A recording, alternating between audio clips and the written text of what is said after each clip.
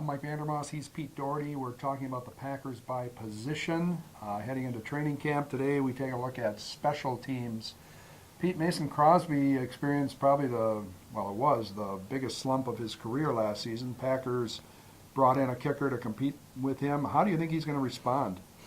You know, he's had a full offseason to get himself together. He did finish, the playoffs and the very end of the regular season. He finished fine, so that was probably good for his mindset going in the offseason. If I were a betting man, I would still think that he's, very much more likely to win the job. I don't think he can count out Tavecchio. It looked like his leg was pretty decent. Watched him in camp. Last year he went to camp as a rookie with San Francisco. Akers was coming off a great season, so Tavecchio basically had zero chance of making that team.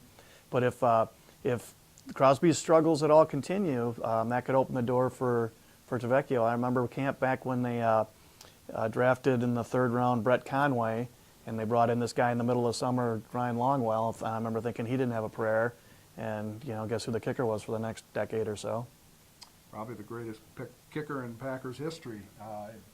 Anyway, moving to the return game, are we going to see Randall Cobb returning any kicks this year, or is that because of his role in the offense, is that definitely out the window? It looks like they're trying to replace him there. Maybe in key situations they'd still put him back there every once in a while, but I think the smart money is probably on Jeremy Ross winning that job. He's a big, pretty fast guy.